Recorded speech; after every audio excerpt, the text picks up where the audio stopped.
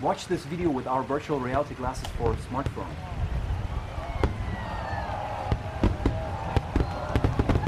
virtualvizor.com.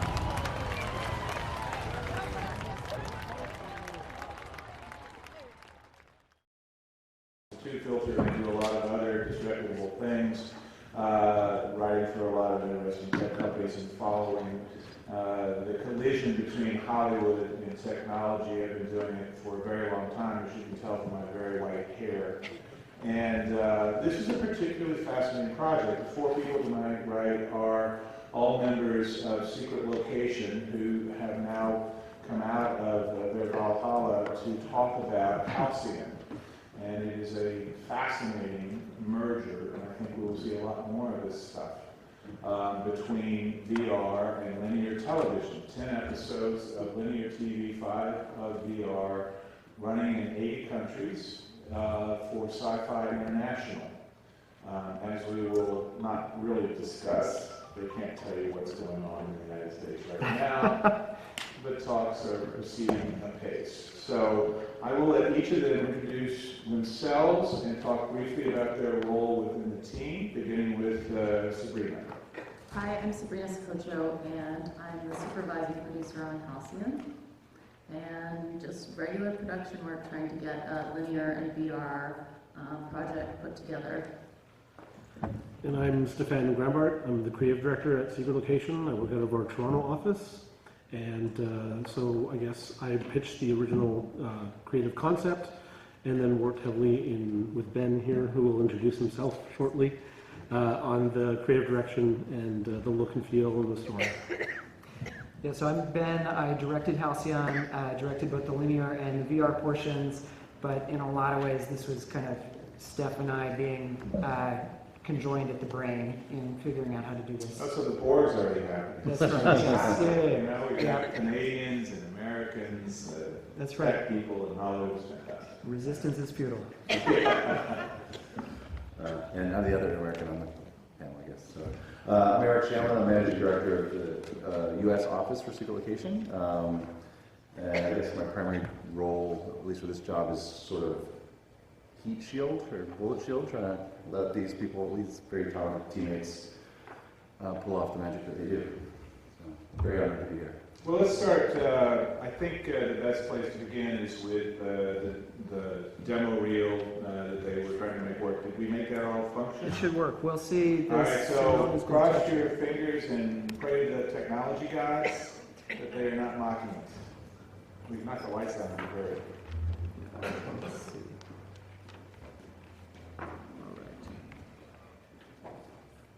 And sound. So we've got our sound problem again. This video game, there's nothing else that's doing anything like this right now.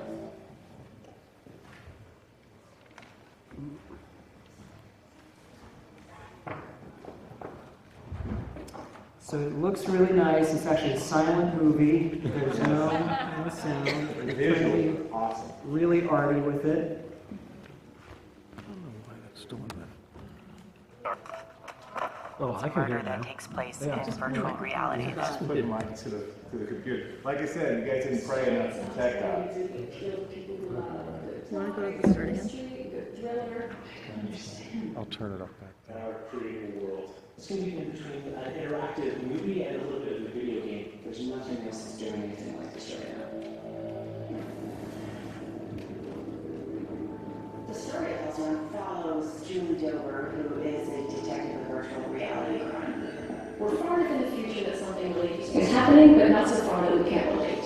Halcyon is this large VR company. We find out there's a murder right at the start. It's a murder that takes place in virtual reality that really shouldn't have happened in the first place.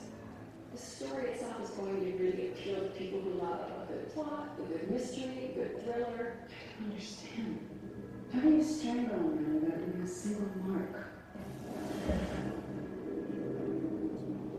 There's going to be traditional linear broadcast episodes, and outside of that, VR episodes to further experience the world of Halcyon through using the Oculus Rift or the Samsung Gear VR. You put on the Oculus Rift, on the headset, and you'll suddenly appear inside a 3D model of one of our key sets. There'll be a viewing room, which will mimic the Halcyon, and you'll be able to watch episodes on a large screen, and it'll be like having a large screen out. Transform into the Halcyon itself, and will allow the users to walk around and interact with objects. This is 3D sound. You can explore, move around the world, interact with objects, you're picking up clues, physical objects, you're tracing fingerprints, and helping the main characters solve the crime in the story. Great. That glass had an intact, clear print. Perfect. So let's filter out all matching prints. Halcyon is a hybrid series, which means that it's going to live on the web, in VR, and on broadcast. It's going to be broadcasted.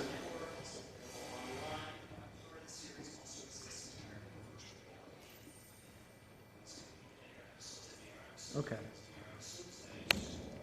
Maybe we'll stop it there, and we'll talk about it so we can use our You ears guys a little did bit. not go to tech church, I can tell. Yeah, that's right. So what's interesting to me about this is it feels a little bit like super hyper fancy ARG, alternate reality kind of game that also is spilled into, again, linear TV. So is that sort of the roots of this, ultimately, Stefan, since you're the boy genius who initially came with the concept? Talk a little bit about how you conceptualized this. Yeah, from the original concept, we were just looking for something that was very digital first. So we knew that the content was going to work somehow with Syfy International, and also it would,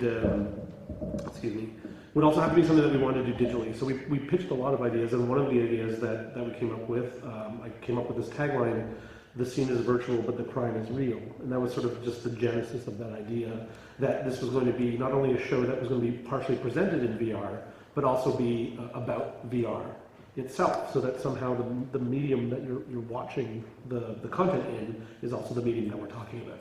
Okay. So, as meta as we can make this, is I guess Exactly. probably your motto, your meta motto. So you start from that component. It seems like the VR part of this is actually more of a game-ish kind of experience. Is that safe to say? In terms of, talk a little more. I mean, we've got a little tiny sense of it from the video Sure. there, but talk a little about that part of the process. Yeah, it's we looked at how we were going to make this a little bit more interactive than some of the other VR pieces we had done previous to this one. So we had started with Sleepy Hollow, which we had done for Fox Television, and that was You lost your head over that. Yeah. Getting your head chopped off in VR. Spoiler alert. But what we wanted to do is we wanted to involve the audience a bit more, because we knew that this was one of the things that virtual reality does really well. It gives the audience some agency within that story. But we also didn't want to go too far. I mean, we talk about VR a lot at the shop, and I mean, not just for work, but also on lunch breaks and around the water cooler.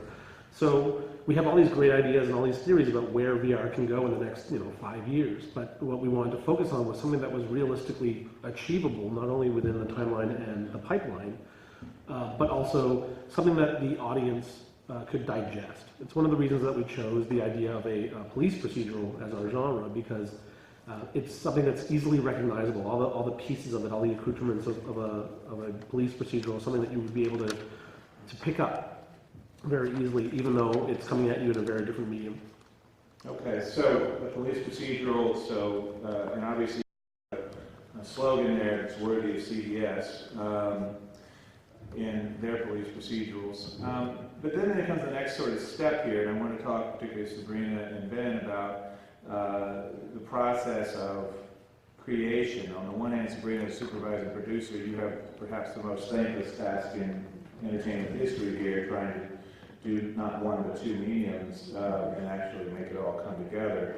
So I'd like to hear a little bit about that. And then Ben, from your standpoint as a director, the differences between directing in VR and directing in linear. So Sabrina, let's start with you. Sure, yeah. So I think like the one thing that's really important about Halcyon is that we wanted to make sure that it was integrated, like the VR was actually integrated into the story arc. So it's the first ever VR series that actually alternates episodes with the linear episodes. So You have to watch both. you have don't have to, because we recap, and not in like an annoying way, like this is what happened last week kind of thing. It's it's built into the story. So you can watch just the linear episodes because obviously not a lot of people have VR headsets yet. So, but it is, the VR episodes are integrated into the story arc of the series. So they're not just like a one-off promotion for the series. So I It's think not that's just a marketing thing that sits outside of it. It's not Yeah. like the Martian Yeah. VR experience or what Yeah. Mr. Robot did.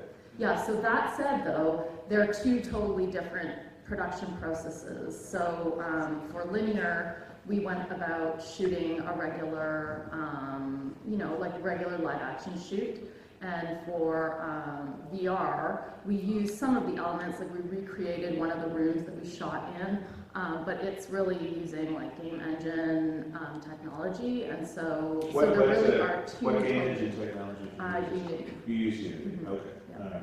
All right. So you use Unity to recreate digitally or virtually that space, and then use that to populate some of the assets. some of the assets. But everything really has to be almost recreated. We did do some motion capture with the actors.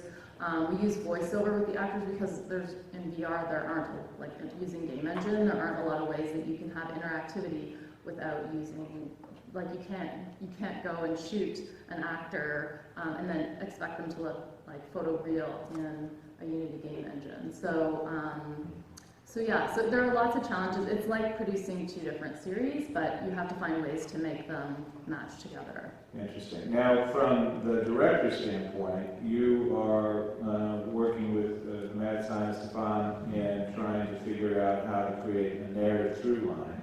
Right, yeah. And then how to get that onto two different kinds of screens. Yeah, which is, I mean, Sabrina was kind of touching on this, but one of the marching orders that we got from Syfy when we were developing the series, and Syfy was a wonderful partner. I loved working with them. We have nothing You'd but love to work with them in the U.S., for instance. Yeah, well, yeah. But just throwing that out there. But one of the things that Syfy was very serious about, because a lot of the linear episodes were going to broadcast in different territories, and some people were only going to see the linear. They were like, guys, we're so excited about the VR. We want to make sure that the VR is really essential to the story, but we want to make sure that if you don't see the VR, you still totally get what's going on. So essential, but not completely essential. Exactly, yeah. So it was... It's like my life with most women I've dated, so...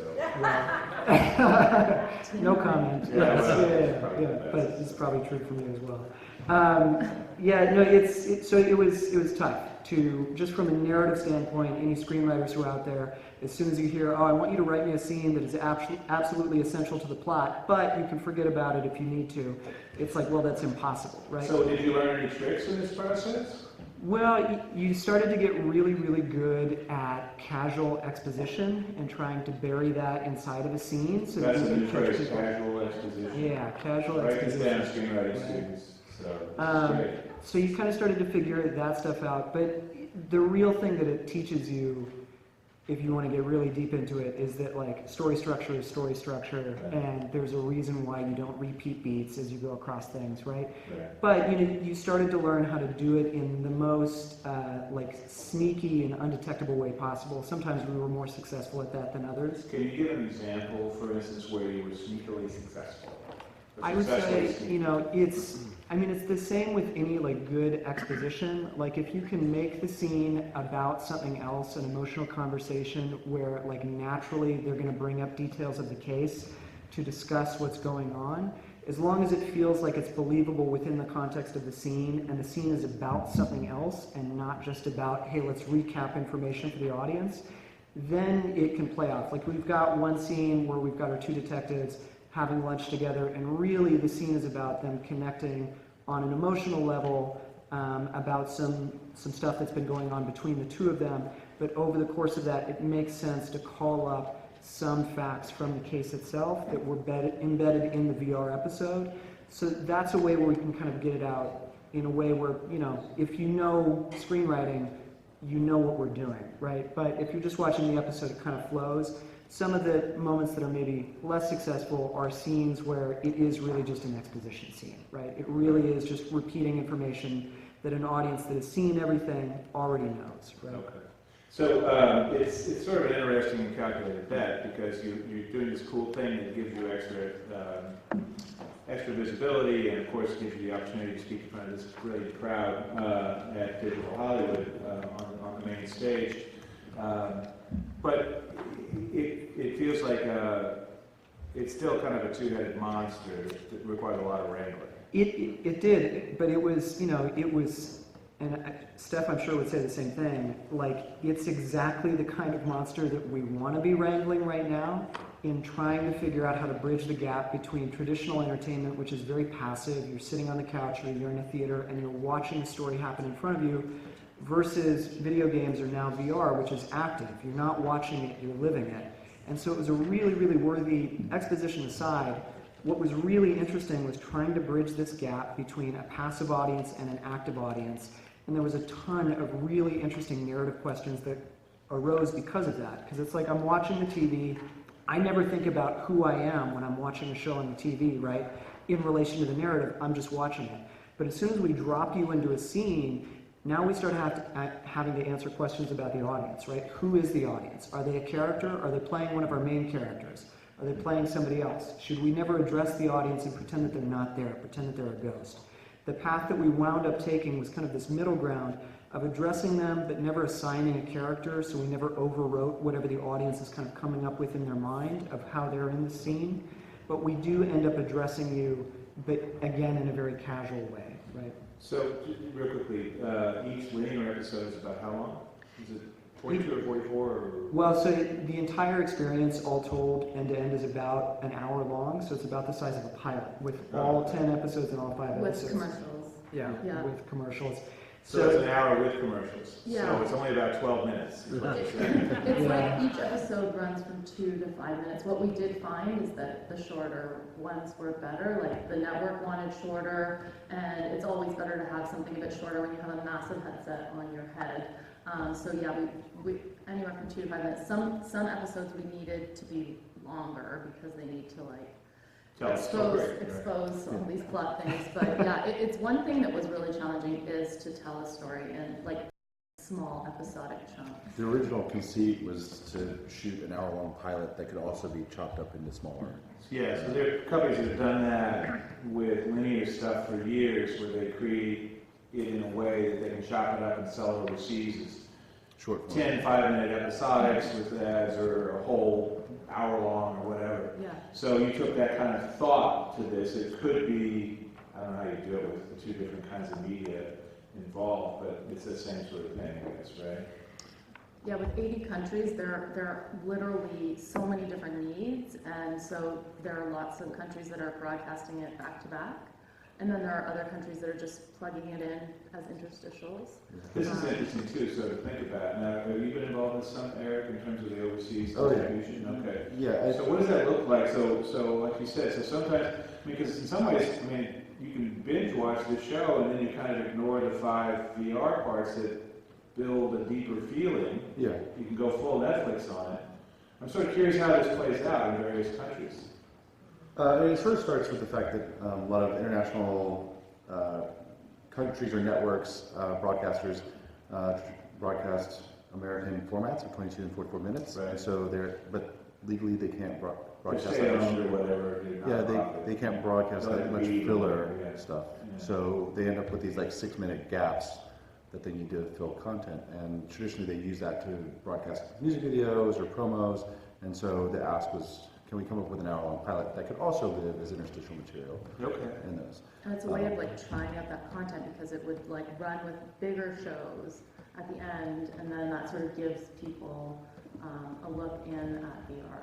You know? Okay, so it's like the reverse of the cartoon at the start of an old-time movie or whatever, so that kind of thing. So that affected the way you structure this as well. You all, that's what NBC's vision was to begin with, or?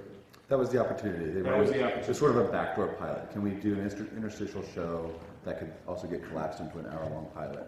Interesting. Yeah. So you guys were shoehorning things in all kinds of ways. I mean, it must have been, I would think that the biggest challenge, actually feels like there's a lot of big challenges on this one, but one of the biggest is just trying to write the damn thing. And deal with that. Yeah. Just writing it. Yeah, The fun thing about all of this like new emerging media right now is that you're always doing something for literally the first time anywhere. Like there's no, you're doing it for the first time and nobody else has done it either.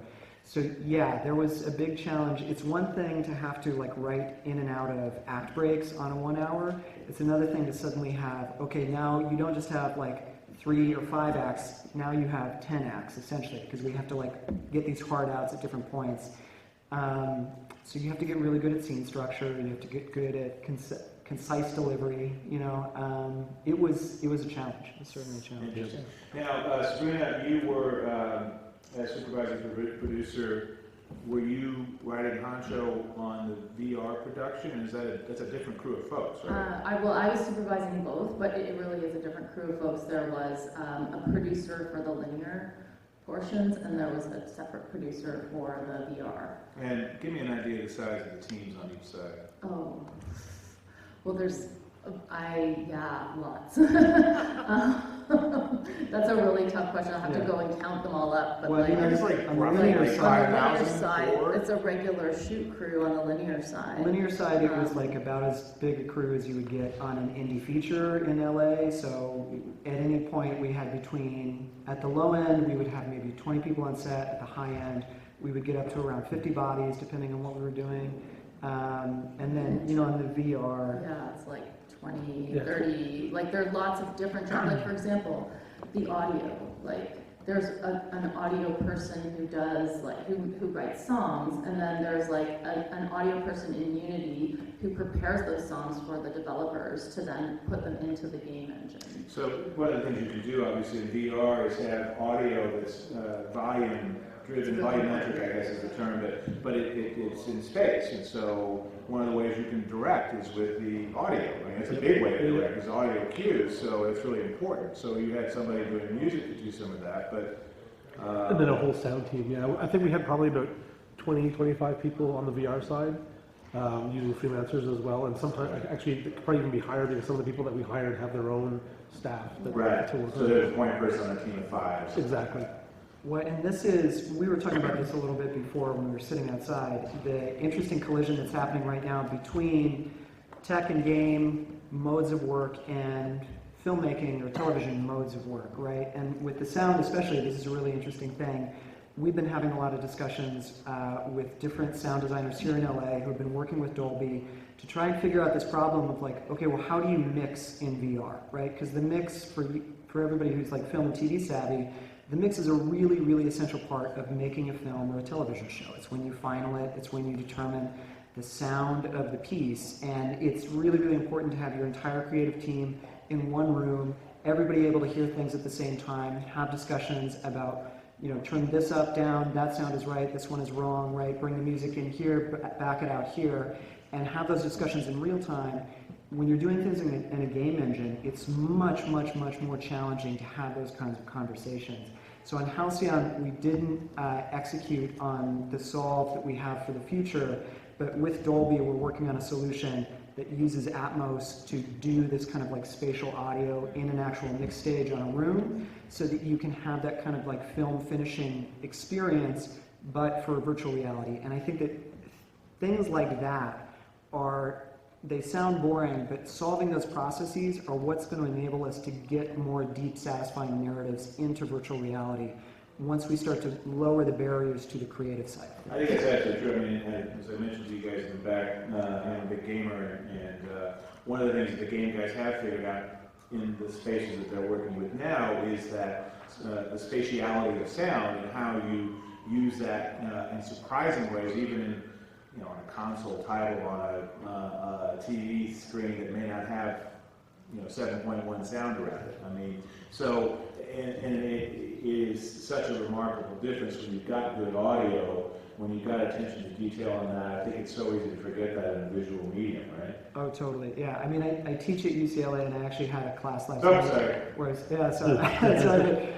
Last night we were talking about sound, and it's such a huge thing. Like, sound is the only physical part of our medium right now. It's the thing that, like, it actually touches your eardrums and it makes things real. Like, when you have the right sound for something, it suddenly makes it tangible in a way that just seeing it doesn't. And especially in VR, as we are in this like limited capacity, having amazing sound design is often the difference between an okay project and a fucking awesome, and a really awesome. That's the technical term, right? Yeah, that's, you know, that is the technical term. FA project. Sabrina, so Ben mentioned a little bit about the difference of cultures. What did that manifest for you as a supervising producer, dealing with those different cultures and senses of expectation and all that? Did that affect you in some ways, or were there any surprises for you? I'm trying to think. Well, I mean, I've been worked in digital media for a long time, so I'm constantly going up against the challenges of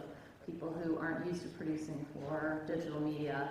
I think like we went into the script, I think like we learned a lot with the script writing.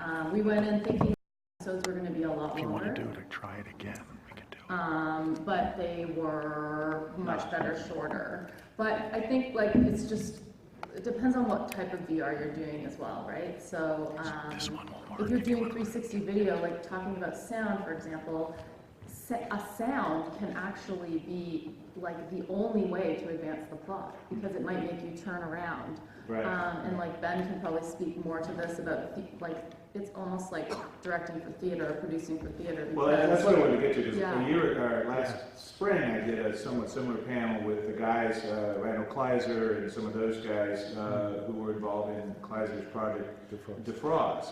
And they were talking, and Randall had just directed a theater play before he did Defrost, and he said, you know, it's like theater in the round, but inverted because instead of the audience being around you, you're around the audience. It's you know, Sleep No More, like any of these immersive theater experiences, that's a really good comp. We're actually working on a script for a project we're really excited about right now, and that's one of the things we're looking at in the script right now is like there's some language that is so easy to put on the page, and it works 100% if you're doing film or TV, like you're implying a close-up or you're implying some kind of editorial strategy, which, you know, you can't do that depending on the type of VR that you're doing, and you really do have to start thinking about it like a stage play, but like a stage play that the audience is standing in the middle of, right? So simple concepts like, you know, an insert. Getting an insert in VR is really tough unless you can engineer the blocking or engineer the world to create that insert for you, right? It's not as simple as just cutting to, you know, the thumb drive that somebody is holding. Yeah, we were talking about shooting with babies and dogs, but that's kind of out the window. Yeah. Oh, yeah, that would have been a little bit ambitious. yeah, well, we've got a script right now with a baby and a dog. I don't know what we're See going if to you do. survive that. Yeah, and I think like, Ooh. yeah, another big thing is that I will tell anyone who's thinking of producing for VR is the different media, the different platforms, I should say. So like we put it out on Samsung Gear VR and Oculus Rift, and like they could not be more different.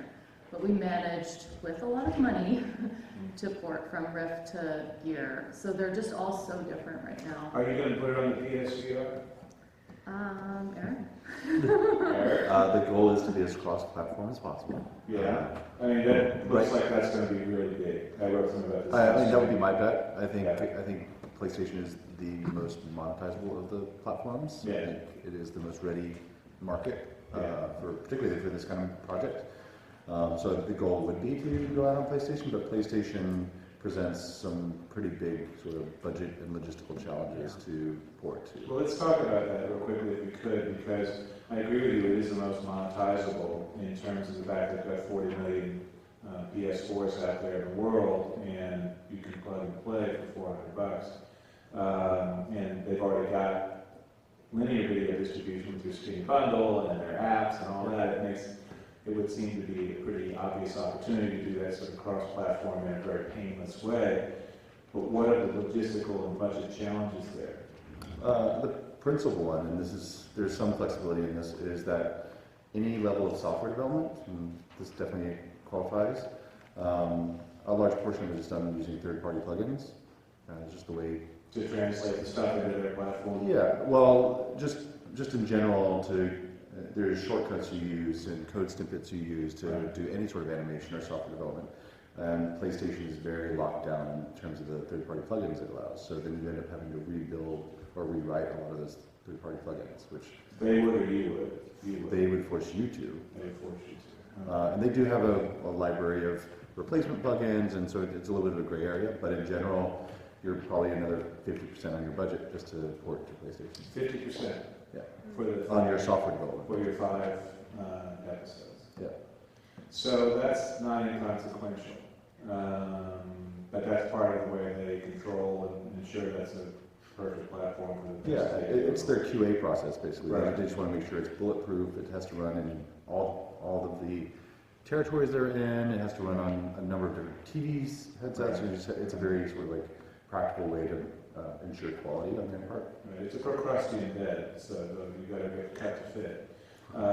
Interesting. So it's an opportunity for not just you, but many, many others out there, but it's certainly something to think about as you're doing it. I'm just sort of curious to compare between, as you say, Samsung VR and Oculus Rift. Those are kind of the poles, right? I mean, that's more or less the most expensive and involved and completely immersive versus what's essentially 360 video, or half a step beyond that. So, if you were doing this project starting today, would you structure it differently in terms of being able to have something that's the PSVR in there and build it so that you work there as well as the other guys? I mean, what would that mean? Yeah, well, I think we budgeted with that in mind up front. We weren't budgeting. This was supposed to launch, many months ago originally. So when did you guys start this? We shot in January. Yeah, we started applying for funds though, like the year prior. Sometime in 2015. Yeah. So and then, I would definitely say like anything can happen, right? Like phones are now catching on fire. Right. And so it's just like you just never like PSVR is supposed to be the next hottest thing. I would definitely gear you towards that, like if you're going to be producing, but I think like you just never know. It's like if you can get it done as quickly as possible, like have kind of like Steph said, like do what is manageable to get it out quickly. Because when we started working on this, a few of us in the office thought that room scale or the Oculus touch controllers would be the greatest way to interact with the stuff in the world. But that was one of the first things where we said, we don't even know if they're going to be released in time. So, what's the point in developing for it and then it not being there when you launch? So it's something that we sort of kept in mind when we moved forward, and we sort of like thought, let's build this as if we were going to build it for room scale for like an HTC Vive or even just standing remotely for Oculus and PSVR.